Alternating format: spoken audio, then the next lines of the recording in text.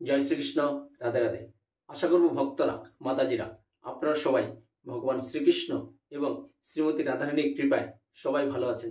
আজ সনাতন ধর্মের প্রচারক কৃষ্ণের দাস সুজিত নাহা আপনাদের সামনে উপস্থিত হয়েছি রবিবারের গীতামৃত। ভগবান শ্রীকৃষ্ণের মুখনিসৃত বাণী শ্রীমদ্ ভগবদ গীতা যথাযথ যে প্রত্যেক রবিবার ভোরবেলায় আপনি ঘুম থেকে উঠেই এই শুনতে পারবেন।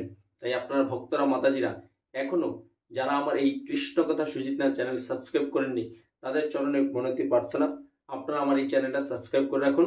তাহলে প্রত্যেক সানডে মানে রবিবারে ঘুম থেকে উঠেই আপনি সারা দিন ভালো কাটবে যদি এই শ্রীমদ্ ভগবদ গীতা আপনি শুনেন মনোযোগ সহকারে। তাই ভক্তরা, মাতাজিরা, আপনারা প্রত্যেক রবিবার খুব নিষ্ঠার সাথে শ্রদ্ধার সহিত শ্রবণ করুন ভগবান শ্রীকৃষ্ণের মুখনিসৃত বাণী রবিবারের গীতামৃত। তাহলে দেখবেন সারা দিনটা আপনার সুন্দর কাটবে এবং পরিবারের সাথে আপনি সুন্দরভাবে কাটাতে পারবেন। হরি বল, হরি বল। অজ্ঞানাতিমঞ্জস্য জ্ঞানঞ্জশলাকাম চস্মরুন্মিতরঞ্জন তস্मै শ্রী গুরুবে নমো নমঃ। হে কৃষ্ণ করুণা সিন্ধু দীনবন্ধু জগৎপতে গোপেশ গোপিকা কান্ত রাধা কান্ত নমস্তে। তপ্ত কাঞ্চন গৌরাঙ্গী রাধে বৃন্দাবনেশ্বরী বিশ্ববনুসুতে দেবী প্রণমামি হরিপ্রিয়ে। বঞ্চা কল্পতরুবাচ কৃপা সিন্ধুভ্যবচ পতিতানাং পাবনব বৈষ্ণব নমো নমঃ। নমো প্রদায়নে কৃষ্ণ প্রেম প্রদায়নে কৃষ্ণায় শ্রী চৈতন্যায় গোবিন্দায় নমো নমঃ। ওং বিন্দায় তুলসী দেব্যাই প্রিয়াই কেশবাস চ কৃষ্ণ ভক্তি পদে দেবী সত্যবত্তায় নমো নমঃ। পিতা স্বর্গ পিতা ধর্ম পিতাহি পরমং তপ পিতরি পিতামা পণ্যে পিয়ন্তে সর্বদেবতায় পিতৃচরণ ভো নমো নমঃ। মাতা জননী ধরিত্রী দয়া সতী দেবী ভূ রমণী শ্রেষ্ঠা নির্দোষা চক্ষু শাশু কন্যা সর্বদুঃখ হারা মাতৃ চরণ ভো নমো নমঃ। গুরু ব্রহ্মা গুরু বিষ্ণু গুরু দেব মহেশ্বর গুরু সাক্ষাৎ পরম ব্রহ্ম তস্मै শ্রী গুরুবে নমো নমঃ। জয় শ্রীকৃষ্ণ শ্রী চৈতন্য প্রভু নিত্যানন্দ শ্রী অদ্বৈত গদাধর শিবাসাদি গৌর ভক্তবৃন্দ। হরে কৃষ্ণ কৃষ্ণ কৃষ্ণ হরে হরে, হরে রাম রাম রাম হরে হরে। ওং নমো ভগবতে বাসুদেবায়। ওং নমো ভগবতে বাসুদেবায়। ওং নমো ভগবতে বাসুদেবায়। হরে কৃষ্ণ। ভক্তরা, মাতাজিরা, শ্রবণ করুন এখন রবিবারের গীতামৃত। হরে কৃষ্ণ। এই ভক্তরা, মাতাজিরা, শ্রীমদ্ ভগবদ গীতার দ্বিতীয় অধ্যায় সাক্ষ্য যুগ থেকে এখন আমি একটা আপনাদের শ্লোক মাহাত্ম্য শ্রবণ করাচ্ছি। আপনারা সবাই নিষ্ঠার সাথে শ্রবণ করুন, তবেই আপনার সারা দিন সুন্দরভাবে কাটবে ভগবান শ্রীকৃষ্ণ এবং শ্রীমতী রাধারানীর কৃপায়। হরে কৃষ্ণ। শ্লোক 7। কার্পণ্য দুঃসপহত্ত স্বভাব ইচ্ছামি তাং ধর্ম সমুচেতা যচ্ছেয়সন্নিশ্চিতং বহি তন্মে শিষ্যস্তেহং সাহাদি মাং তাং প্রপন্নম। অনুবাদ। কার্পণ্যজনিত দুর্বলতার প্রভাবে আমি এখন কিং কর্তব্য বিমূঢ় এবং আমার কর্তব্য সম্বন্ধে সম্পূর্ণ বিভ্রান্ত। এই অবস্থায় আমি তোমাকে জিজ্ঞাসা করছি, কি করা আমার পক্ষে শ্রেয়স্কর তা আমাকে বলো। এখন আমি তোমার শিষ্য এবং সর্বোত্তমভাবে তোমার শরণাগত। দয়া করে তুমি আমাকে নির্দেশ দাও। কে বলছে? তার প্রিয় সখা অর্জুন ভগবান শ্রীকৃষ্ণের কাছে পুরো একদম করজোড়ে আত্মসমর্পণ করেছে যে আমি এত কামনা বাসনার মায়ার আবদ্ধ হয়ে গেছি। আমার যে নিত্য কর্ম কি, আমি যে ক্ষত্রিয়ের সন্তান, যে আমার কর্তব্য কর্ম কি, আমি সব ভুলে গেছি। তুমি এখন আমাকে আমার জীবনের সর্বোত্তম কাজ কি আমাকে সেই কথার উপলব্ধি করাও।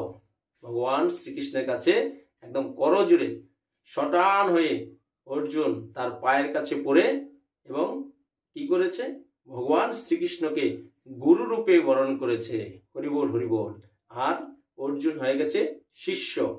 তাই কোনো শিষ্য যখন ভুল স্বীকার করে তার গুরুদেবের চরণে সমর্পণ করে নিজেকে, তখন অবশ্যই সেই গুরুদেব তাকে সৎ উপদেশ দেবে এবং তার জীবন কিভাবে পরিচালিত করবে সেই পথ দেখিয়ে দেবে। জড় প্রকৃতির প্রভাবে জড় জাগতিক কার্যকলাপের দ্বারা মোহাচ্ছন্ন হয়ে সকলেই হতবুদ্ধি হয়ে পড়ি। জীবনের প্রতিটি পদক্ষেপে আমরা এই কিং কর্তব্য বিমূঢ়তা অনুভব করি। তাই সত্যদ্রষ্টা সদ্গুরুর শরণ নিতে হয়, যিনি আমাদের জীবনের প্রকৃত উদ্দেশ্য সাধন করবার পথে পরিচালিত করেন। আমরা দেখবেন প্রত্যেকেই এই জড় জগতের সংসারের মায়ার আবদ্ধ হয়ে আমরা নিজেদের যে নিত্য কর্ম, কর্তব্য কর্ম আমরা সব ভুলে যাই। তাই আমরা এই কর্তব্য কর্ম বা নিত্য কর্ম যে মানব জীবন দুর্লভ পেয়েছি, তাকে কি করে সার্থক করতে হবে, তার জন্য সদ্গুরুর আশ্রয় আমাকে নিতে হবে। সদ্গুরুদেবই আপনাকে জীবনের সঠিক পথে পরিচালনা করার সবকিছু সুন্দরভাবে বুঝিয়ে দেবেন। তাই জীবনের অনাকাঙ্ক্ষিত জটিল সমস্যাগুলির থেকে পরিত্রাণ পাওয়ার জন্য সদ্গুরুর শরণাপন্ন হবার উপদেশ সমস্ত বৈদিক সাহিত্যেই দেওয়া হয়েছে। এই সমস্যাগুলি ঠিক দাবানলের মতো, যা কারুর প্রচেষ্টা ব্যতিরেকে আপনা থেকেই জ্বলে ওঠে। ঠিক তেমনি জগতের অবস্থা এমনই যে জীবনের কিং কর্তব্য বিমূঢ়তা আমরা না চাইলেও এই প্রকার বিভ্রান্তি আপনা থেকেই উদ্ভূত হয়। কেউ আগুন চায় না, তবু আগুন জ্বলে এবং আমরা হতবুদ্ধি হয়ে পড়ি। বৈদিক জ্ঞান তাই উপদেশ দেয় জীবনের কিং কর্তব্য বিমূঢ়তার সমাধানের জন্য, আর সেই সমাধানের বিজ্ঞান হৃদয়ঙ্গম করবার জন্য গুরু পরম্পরায় ধারায় সদ্গুরুর শরণাপন্ন হতে হবে। যে ব্যক্তি সদ্গুরুর সান্নিধ্য লাভ করেন তিনি সমস্ত বিষয়ে অবগত হন। তাই জড় জগতের মোহের দ্বারা আবদ্ধ না থেকে সদ্গুরুর শরণাপন্ন হওয়া উচিত। এটি এই শ্লোকের তাৎপর্য। আমাদের এই জীবনকে কিভাবে পরিচালিত করব, আমাদের সদ্গুরুর শরণাপন্ন হতে হবে। আজকে দেখবেন সমাজে বিভিন্ন গুরুদেব আছে, ডেকে ডেকে দীক্ষা দিয়ে দেয়, কিন্তু না, মহাপ্রভু আমাদেরকে কি বলে গেছেন যে কিবা বিপ্র কিবা ধনী শূদ্র কেন নয়, যেজন কৃষ্ণ তত্ত্ববেত্তা সেই গুরু হয়। গুরুদেব আজকে ব্রাহ্মণ উঁচু মর্যাদাশীল, তাই ব্রাহ্মণ গুরুদেব হতে পারে, কিন্তু ব্রাহ্মণের ছেলে হলে সে যে আবার গুরুদেব হবে সেটা কোনো কথা নয়। বা পাণ্ডিত্য, অনেক শিক্ষা দীক্ষা তার, শাস্ত্র জ্ঞান আছে, সে যে গুরুদেব হবে তাও কোনো কথা নয়। কি হতে হবে? সেই গুরুদেব হবে যার হৃদয়ে কৃষ্ণ চেতনা, কৃষ্ণ ভাবনা থাকবে। যে গুরুদেব তোমাকে বলবে বা আপনাকে বলবে যে কৃষ্ণ সেবায় ব্রতী হতে, একাদশী ব্রত পালন করতে, শ্রীমদ্ভগবদ গীতা অধ্যয়ন করতে, মালার মাধ্যমে হরিনাম জপ করতে, যেটা কলিযুগের এই পতিত জীবনের একমাত্র পরিত্রাণ পাওয়ার একমাত্র উপায়। তাই আপনারা ভক্তরা, মাতাজিরা যারা এখনো দীক্ষা নেননি, তারা সমাজের সদ্গুরু দেখে অবশ্যই দীক্ষা নেবেন।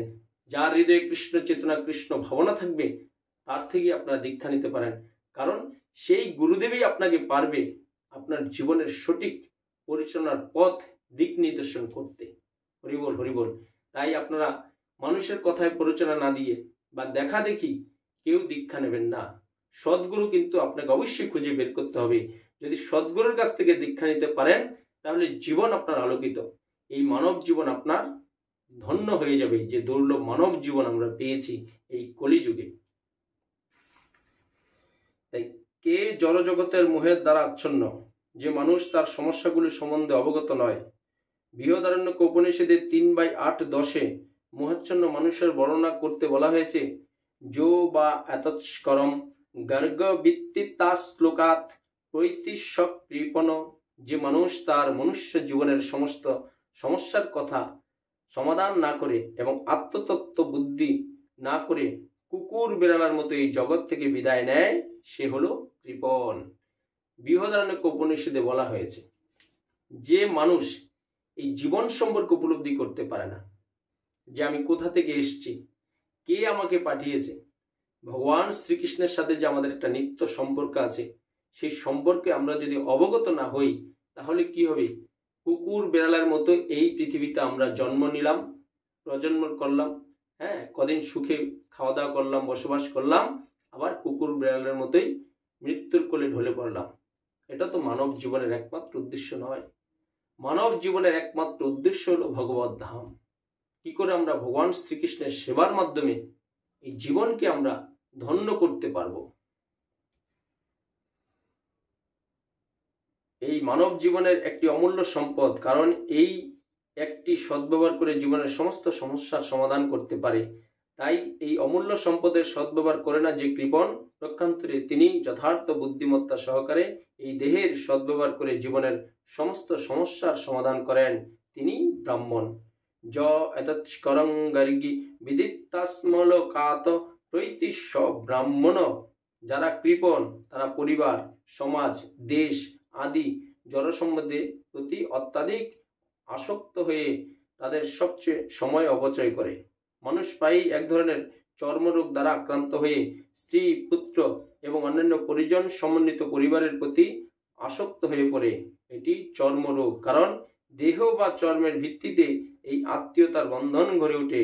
কৃপণ মনে করে সে তার পরিবারের সদস্যের মৃত্যুর হাত থেকে রক্ষা করতে সক্ষম, নয়তো সে মনে করে সে তার আত্মীয় স্বজন বা সমাজ তাকে মৃত্যুর হাত থেকে রক্ষা করবে। এই ধরনের পারিবারিক বন্ধন এমনকি নিম্নজনী সম্ভবত পশুদের মধ্যে দেখা যায়। তারাও তাদের সন্তানদের যত্ন করে বুদ্ধিমত্তা সম্পন্ন হওয়ার ফলে অর্জুন বুঝতে পেরেছিলেন আত্মীয় পরিজনদের প্রতি তার মমতা এবং তাদের মৃত্যুর হাত থেকে রক্ষা করার বাসনাই ছিল তার মোহাচ্ছন্ন হয়ে পড়ার কারণ।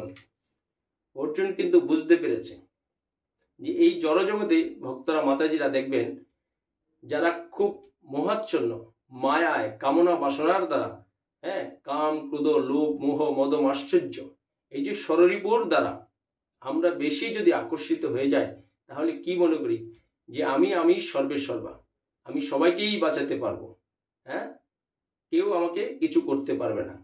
তাই অর্জুনও ঠিক সেটাই বুঝতে পেরেছিল যে এই যে আত্মীয় স্বজনের প্রতি যে এত আমার গভীর মমতা, গভীর ভালোবাসা, গভীর মোহাচ্ছন্ন, এই মোহাচ্ছন্ন থেকে আমি বাঁচার একমাত্র উপায় হচ্ছে ভগবান শ্রীকৃষ্ণকে স্বয়ং গুরুদেব হিসেবে গ্রহণ করে নেওয়া।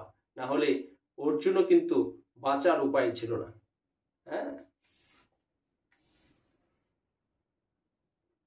যদিও তিনি বুঝতে পেরেছিলেন তার যুদ্ধ করা কর্তব্য তাকে সম্পাদন করতেই হবে, কিন্তু তবুও কৃপণতা জনিত দুর্বলতার ফলে তিনি তার সেই কর্তব্য সম্পাদন করতে পারছিলেন না। তাই তিনি পরম গুরু ভগবান শ্রীকৃষ্ণের কাছে এই সমস্যার সমাধানের উপায় প্রদর্শন করবার জন্য আবেদন করেছেন। অর্জুন নিজেও জানতো যে আমি যেহেতু ক্ষত্রিয়ের সন্তান, আমাকে যুদ্ধ করতে হবে, কিন্তু মায়ায় এত আবদ্ধ হয়ে গেছিল সে কোন পথ অবলম্বন করবে সেটা বুঝতে পারছিল না। তাই পরিশেষে চারিদিকে ঘোর অন্ধকার দেখে ভগবান শ্রীকৃষ্ণের চরণে লুটিয়ে পড়েছে, নিজেকে আত্মসমর্পণ করেছে যে প্রভু, আর আমার কোনো কুল কিনারে নাই, এখন তুমি আমাকে যেভাবে পরিচালিত করবে আমি সেইভাবেই পরিচালিত হব। হরি বল, হরি বল। দেখেন অর্জুন কাছ থেকে আমরা কত কিছু শিখতে পারছি। তাই ভগবান শ্রীকৃষ্ণ একদম খুব বুঝে শুনেই অর্জুনকে তার প্রিয় সখা বানিয়েছে। তাই তিনি ভগবান শ্রীকৃষ্ণের কাছে নিজেকে শিষ্যরূপে সমর্পণ করেছেন।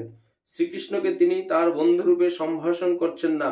গুরু শিষ্যের মধ্যে যে কথা হয় তা অত্যন্ত গুরুত্বপূর্ণ, এবং এখন অর্জুন তাই গভীর গুরুত্বের সঙ্গে পরম গুরু শ্রীকৃষ্ণের সঙ্গে আলোচনা করতে চান। তাই শ্রীকৃষ্ণ ভগবদ গীতায় তত্ত্ববিজ্ঞানের আদিগুরু এবং অর্জুন গীতার তত্ত্ব সম্বন্ধে অবগত প্রথম শিষ্য। এই যে গীতা, শ্রীমদ্ ভগবদ গীতা, ভগবান শ্রীকৃষ্ণ কিন্তু 12 কোটি বছর পূর্বে সূর্যদেব বিবস্বানকে দিয়েছেন। আর এই বিবস্বান দিয়েছেন তার কাকে? মনুকে, যে আমাদের প্রথম মানব, স্বয়ম্ভু মনু ও শতরূপা। তারপর মনু দিয়েছেন তার ছেলে ইক্ষ্বাকুকে। এইভাবে কালে কালে ভগবান শ্রীকৃষ্ণ আবার আজ থেকে 5000 বছর পূর্বে মুক্ষদা একাদশীর দিন এই গীতার জ্ঞান দান করেছিলেন তার প্রিয় শিষ্য, প্রিয় সখা অর্জুনকে। তাই এই গীতার তত্ত্ববিজ্ঞানের স্রষ্টা, গীতার সারমর্ম, গীতা আর ভগবান শ্রীকৃষ্ণ নয় অভিন্ন। যেটা রাধাকৃষ্ণ নয় অভিন্ন, সেরকম শ্রীমদ্ ভগবদ গীতা এবং শ্রীকৃষ্ণ নয় অভিন্ন। কারণ গীতার স্রষ্টা হলো ভগবান শ্রীকৃষ্ণ, আর তত্ত্বজ্ঞানের প্রথম শিষ্য হলো অর্জুন। হরি বল, হরি বল। তাই অর্জুন কিভাবে ভগবদ্গীতার জ্ঞান উপলব্ধি করেছিলেন তার ব্যাখ্যা ভগবদ্গীতাতেই দেওয়া হয়েছে। আর তা সত্ত্বেও মূঢ় জড় পণ্ডিতেরা ব্যাখ্যা করেছেন যে শ্রীকৃষ্ণ নামক কোনো পুরুষের কাছে আত্মসমর্পণ করার প্রয়োজন নেই, কিন্তু শ্রীকৃষ্ণের অন্তঃস্থিত অপ্রকাশিত তত্ত্বকে উপলব্ধি করতে হবে। আজকের সমাজে দেখবেন অনেক শাস্ত্র জ্ঞান পাণ্ডিত্য নিজেকে দেখায় যে শ্রীকৃষ্ণের কাছে আত্মসমর্পণ করার কিছু নেই। হ্যাঁ, শ্রীকৃষ্ণ কে? তারা হলো অতি মূঢ়। তারা জানে না ব্রহ্মা যে ভগবান শ্রীকৃষ্ণ নিজে সৃষ্টি করেছেন, সে ব্রহ্ম সংহিতাতে স্বয়ং বলেছে যে সমস্ত অবতারের শ্রেষ্ঠ অবতার হলো ভগবান শ্রীকৃষ্ণ। কারণ শ্রীকৃষ্ণের থেকেই সমস্ত অবতারের অংশ প্রকাশ সৃষ্টি হয়েছে। স্বয়ং ভগবান হলে একমাত্র শ্রীকৃষ্ণ। তাই শ্রীকৃষ্ণের অন্তর আর বাইরের মধ্যে কোনো প্রভেদ নেই। আর এই জ্ঞান যার নেই সে মহামূর্খের পক্ষে গীতার মর্ম উপলব্ধি করা কখনোই সম্ভব নয়। তাই শ্রীকৃষ্ণ সম্পর্কে যে জানবে না সে কখনোই এই শ্রীমদ্ ভগবদ গীতার জ্ঞান সে কখনোই আহরণ করতে পারবে না। কারণ ভগবান শ্রীকৃষ্ণের ভিতর এবং বাইরে কোনো প্রভেদ নেই, কোনো আলাদা নেই। বাইরে যা ভিতরে যা ভগবান শ্রীকৃষ্ণ। শ্রীকৃষ্ণ সম্পর্কে যদি আমরা সঠিকভাবে হৃদয়ঙ্গম করতে পারি বা এই শ্রীমদ্ ভগবদ গীতা যথাযথ যদি সমস্ত জ্ঞান আমরা এই হৃদয়ের মধ্যে আমরা স্থাপন করতে পারি, তাহলে আমাদের বাহ্যিক কোনো জ্ঞানের প্রয়োজন নেই। তবেই আমরা ভগবান শ্রীকৃষ্ণের কাছে আত্মসমর্পণ করে তার সেবায় ব্রতী হতে পারবো, যেটা সমস্ত মানব জাতির একমাত্র আসল উদ্দেশ্য। ভগবত ধামে যাওয়ার রাস্তা আপনারা পরিষ্কার করতে পারবেন। তাই ভক্তরা, মাতাজিরা, আপনারা প্রত্যেক রবিবারের গীতামৃত এইভাবে আমার কৃষ্ণ কথা সুজিত নাহার চ্যানেলে সনাতন ধর্মের প্রচারক কৃষ্ণের দাস সুজিত নাহার কাছ থেকে শুনুন, শ্রবণ করুন। তবেই আপনি সংসার জীবনে সবাইকে নিয়ে ভালো থাকতে পারবেন এবং প্রতিদিন বাড়িতে আপনি শ্রীমদ্ ভগবদ গীতা অধ্যয়ন করুন। সবাই পরিশেষে ভালো থাকুন, সুস্থ থাকুন এবং আমাদের চ্যানেলটা যারা এখনো সাবস্ক্রাইব করেনি অবশ্যই সাবস্ক্রাইব করে বেল আইকন অন করে রাখবেন। আমরা প্রত্যেক রবিবার গীতামৃত বাণী এবং যখন যেটা শাস্ত্রের নিয়ম আছে চান্দ্র পঞ্জিকা এবং বৈষ্ণব পঞ্জিকা মতে সেই ধর্মীয় তত্ত্ব কথাগুলো আপনারা শুনতে পারবেন। তাই সবাই ভালো থাকুন, সুস্থ থাকুন এবং ভগবান শ্রীকৃষ্ণ এবং শ্রীমতী রাধারানীর কৃপা আপনারা সবসময় লাভ করুন, এটাই আমি চাই। তাই পরিশেষে বলুন, জয় শ্রীকৃষ্ণ, রাধে রাধে। জয় শ্রীকৃষ্ণ, রাধে রাধে। কৃষ্ণ কথা সুজিত নাহার চ্যানেল সাবস্ক্রাইব করুন, আমার সাথে শ্রীকৃষ্ণ ও রাধারানীর কৃপা লাভ করুন। এই অমূল্য মানব জীবনে কৃষ্ণ চেতনা, কৃষ্ণ ভাবনায় জাগ্রত করে ভগবান শ্রীকৃষ্ণ ও শ্রীমতী রাধারানীর সেবার মাধ্যমে যাতে মৃত্যুর পরে অপাকৃত জগতে গিয়ে আপনারা ভগবান শ্রীকৃষ্ণ এবং শ্রীমতী রাধারানীর কৃপা লাভ করতে পারেন, সেই রাস্তাটা আস্তে আস্তে প্রশস্ত করুন এবং পরিশেষে বলুন, জয় শ্রীকৃষ্ণ, রাধে রাধে।